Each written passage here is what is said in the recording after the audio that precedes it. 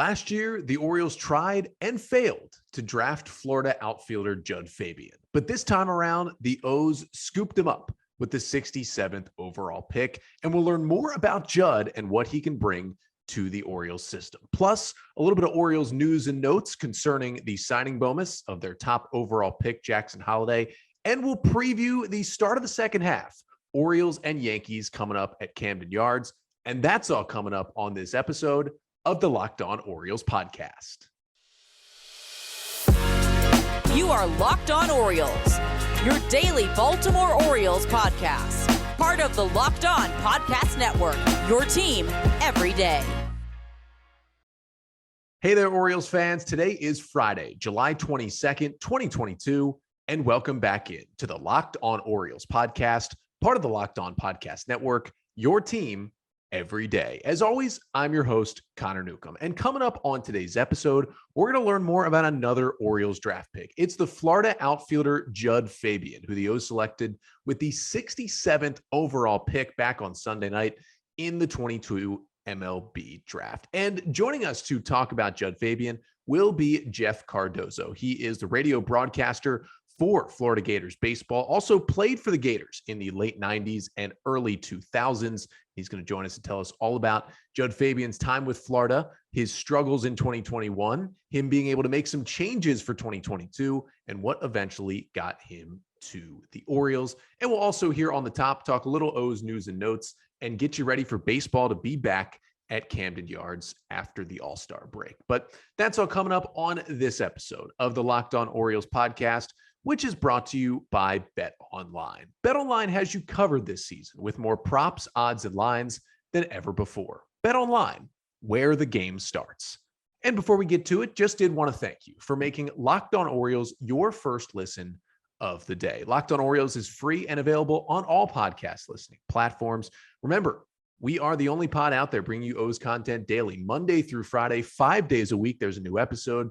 You can find us on Spotify and Apple Podcasts and wherever you listen to pods. If you could leave a 5-star rating and a review on those apps, it really helps a lot. And of course, we're right here on YouTube. Make sure to hit that red subscribe button on the Locked On Orioles YouTube channel. Like and comment on the videos as well. It really helps out the pod. And we thank you all who've done that already. And tell your friends, this is the time. Second half is starting. The Orioles are a 500 team coming off a great draft. Trade deadline's coming up. Tell everybody you know who likes the Orioles, check out the Locked On Orioles podcast.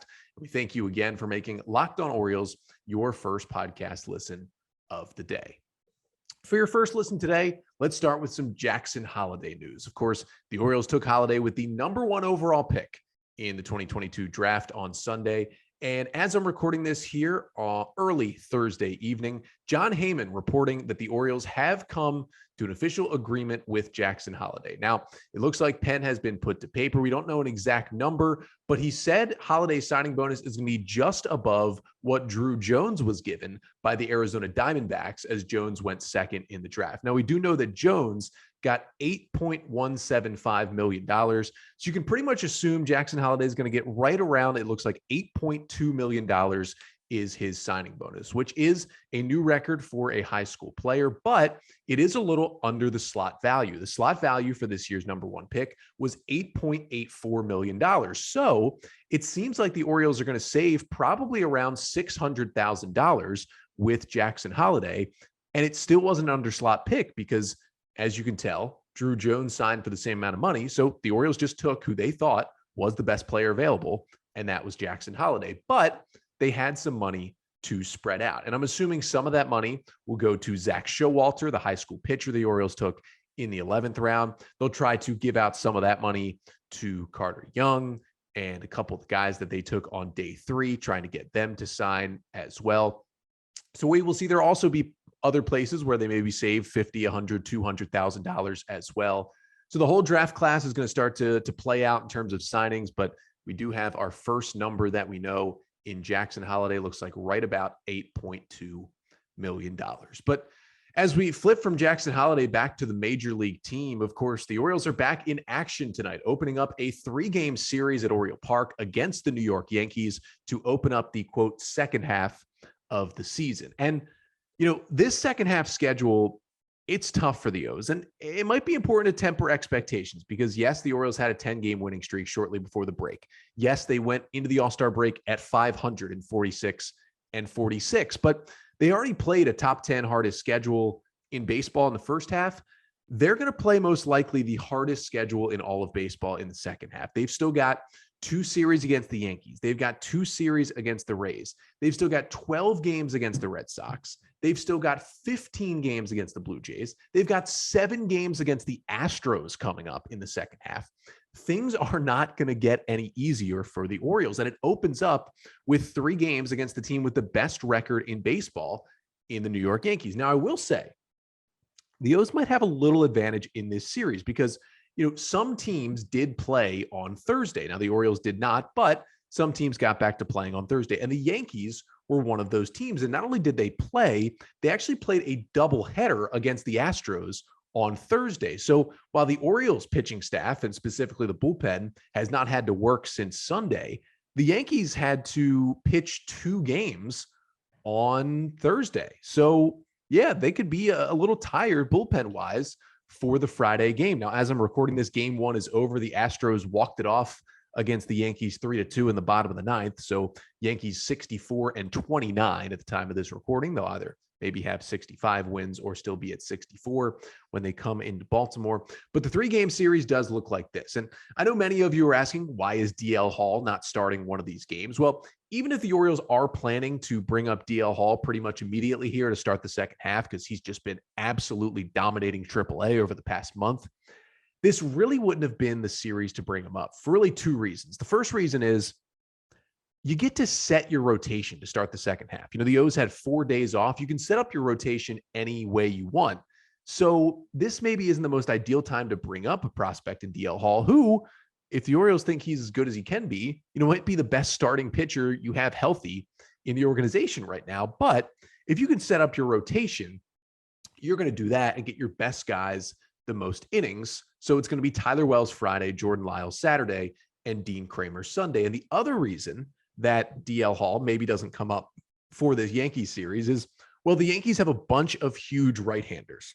I don't know if I want DL Hall's first major league start to be against Judge, Stanton, LeMahieu, and all these big right-handed hitters that just mash lefties. The Orioles have done a pretty good job in trying to bring up their prospects in better situations, lower leverage spots, better matchups. And I will say the Tampa Bay Rays come into town next for a 4-game series starting on Monday. The Rays have more lefties in the lineup, and the Rays are very injured. That lineup is looking pretty rough right now. And I know they just took 2 of 3 from the Orioles before the All-Star break, but it was because of the pitching. Their lineup does not look good. I think that could be, during that 4-game series, a pretty key time to give DL Hall his major league debut. But again, Friday through Sunday, Orioles and Yankees, the Friday night game. Jameson Taillon takes on Tyler Wells in the pitching matchup. Saturday, it's Garrett Cole versus Jordan Lyles.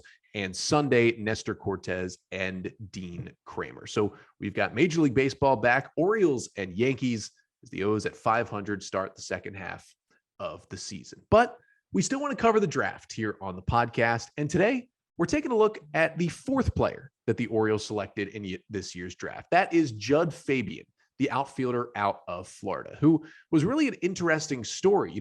Went into the 2021 college season as, in play as a top 10 pick in last year's draft, and was certainly in play for the Orioles with the number 5 pick last year. But he had a really disappointing 2021 season at Florida. He fell out of the first round, but the Orioles apparently had a deal with Fabian. They were going to take him with the 41st pick, and they were going to give him $3 million to sign him over slot to get him to leave college and come to the Orioles.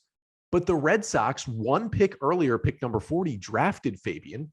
Fabian did not work out a deal with the Red Sox, and he went back to Florida for another year, and it definitely helped his draft stock. Fabian was able to cut down on the strikeout rate a bit. He upped his slugging percentage, his on-base percentage, his OPS. He walked more. He struck out less. He hit 24 home runs. That number went up. Pretty much every number except for his true batting average, which dropped a little bit, went up in his 2022 season. And this time, the Orioles scooped him up with the 67th pick. And to learn more about Fabian and what he can bring to the Orioles system, we're going to be joined by Jeff Cardozo. He is the radio broadcaster for Florida Gators baseball, also pitched for the Gators in the late 90s and early 2000s. He's going to join us to tell us all about Fabian, his roller coaster ride at Florida, and how good he can be if the Orioles can unlock kind of the peak Jud Fabian in the outfield and at the plate. But first, got to tell you about LinkedIn, because as the sun comes out and small businesses are back in business, LinkedIn Jobs makes it easier to grow your team. LinkedIn Jobs helps you find the people you want to interview faster and for free. You can create a job post in minutes on LinkedIn Jobs to reach your network and beyond to the world's largest professional network of over 810 million people. And they've got simple tools like screening questions that make it easy to focus on candidates with just the right skills and experience, so you can quickly prioritize who you'd like to interview and hire. And LinkedIn Jobs helped you find the candidates you want to talk to faster. Did you know every week nearly 40 million job seekers visit LinkedIn? So post your job for free at linkedin.com/lockedonmlb. That's linkedin.com/lockedonmlb to post your job for free. Terms and conditions apply.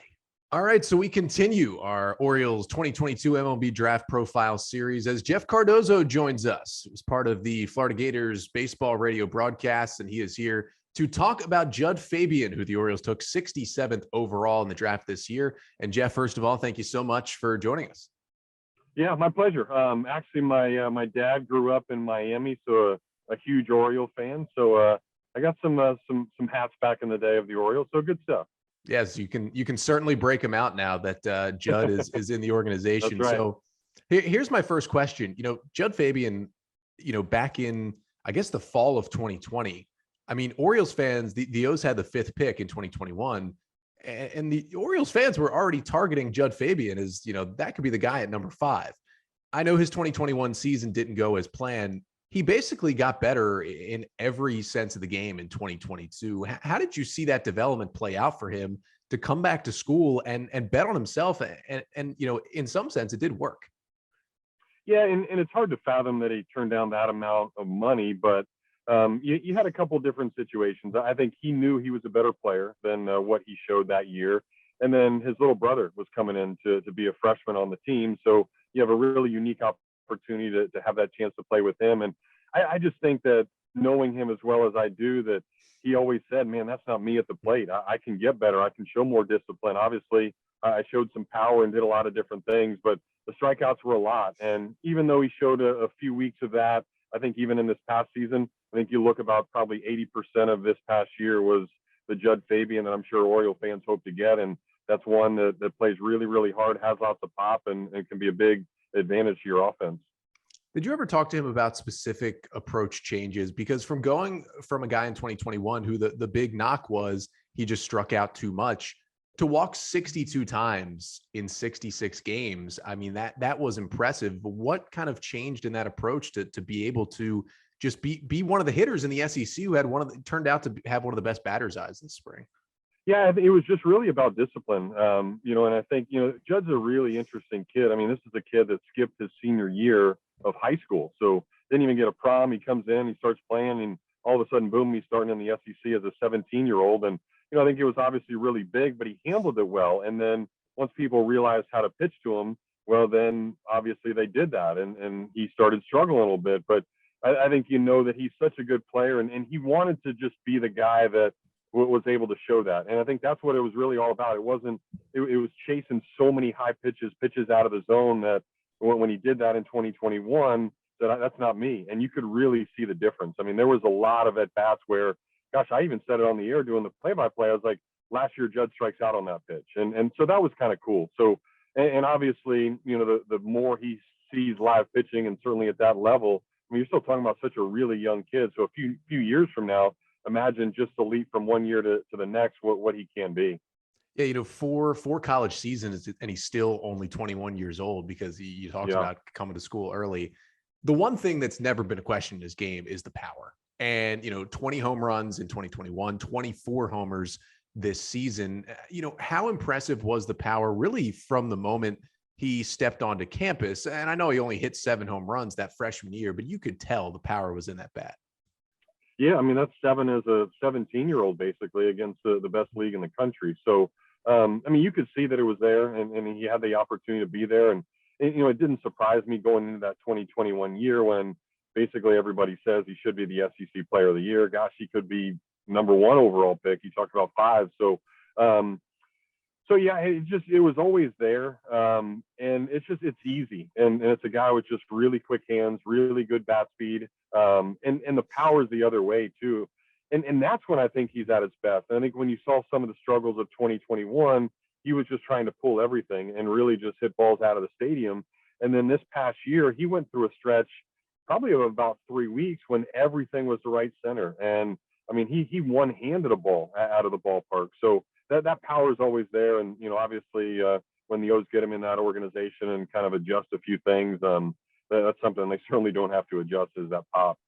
Yeah. Was there ever any kind of swing change or tweak, or was it just more about approach tweaking between the last 2 years? Yeah, I think more approach than anything else, and just trying to being better at the plate discipline wise.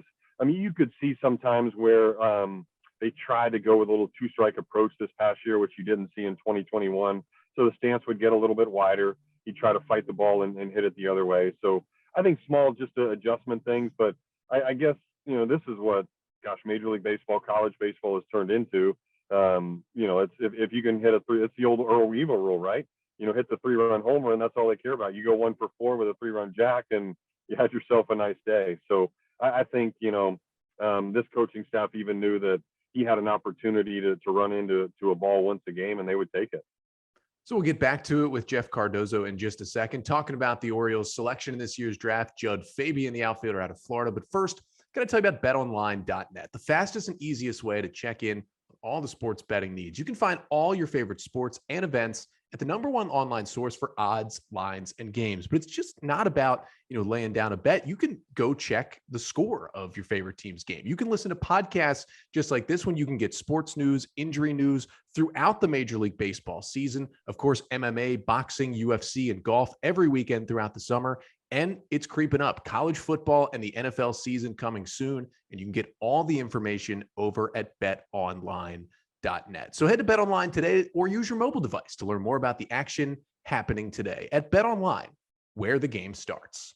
So we're here with Jeff Cardozo, who is part of the Florida Gators radio broadcast in this baseball team that, of course, has been a force in the SEC for years and continues to turn out players like Jud Fabian, who was drafted by the Orioles 67th overall. And Jeff, we've talked a lot about the offense so far, but I think another thing that's never been a question is he has been able to hold his own in the outfield, even when he's been going through some offensive struggles. So I did want to ask, where in terms of outfield position has he played the most, and where do you think he profiles best in the outfield at the next level?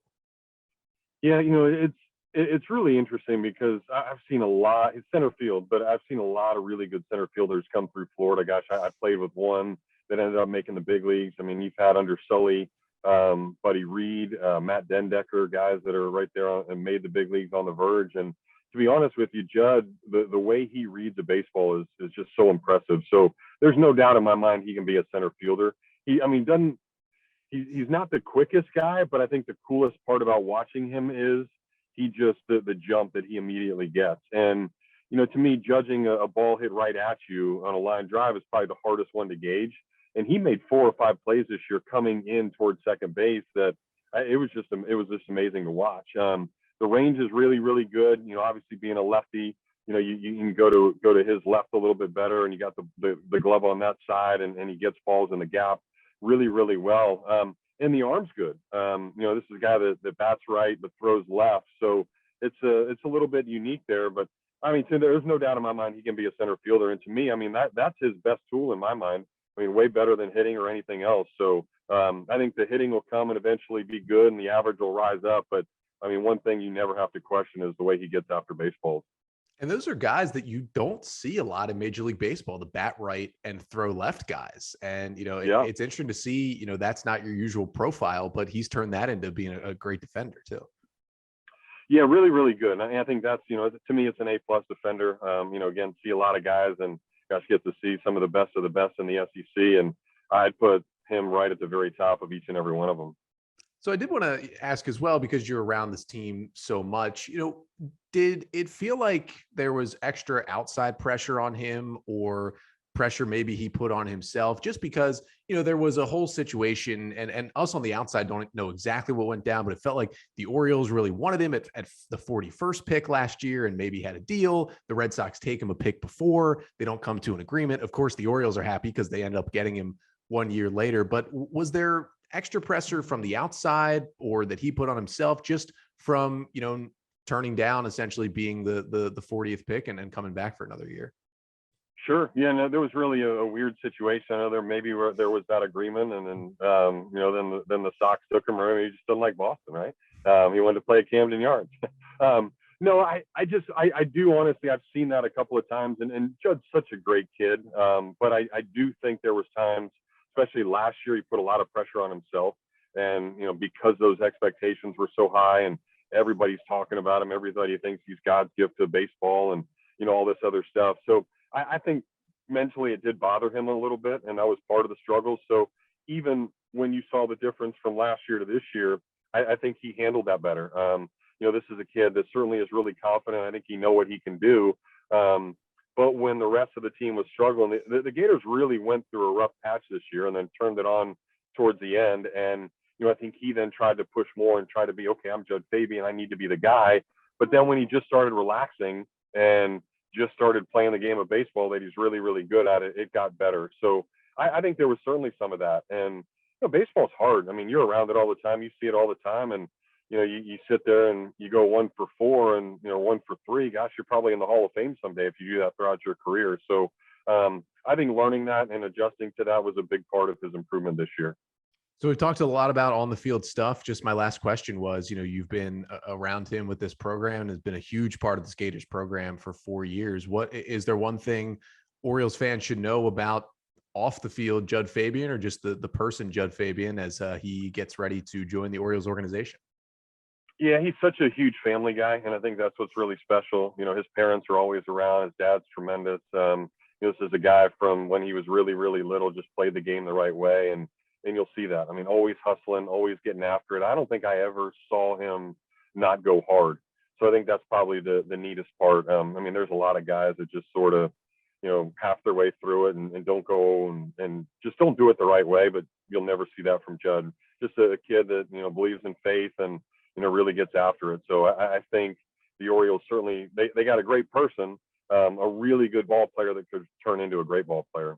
Yeah, and the O's ended up having to wait 1 extra year to get Jud Fabian into the organization, but they got him, and of course O's fans, and I'm sure the front office, very excited to have him. But Jeff, thank you so much once again for joining us and letting Birdland know a little bit more about their newest outfielder in Jud Fabian.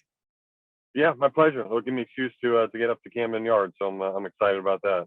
So our thanks again to Jeff Cardozo, the radio voice of Florida Gators baseball, for joining us to tell us all about Jud Fabian, who the Orioles selected 67th overall in the draft on Sunday night. And listen, he's still only 21 years old, despite playing 4 college seasons. Big power in that bat, great defensive center fielder.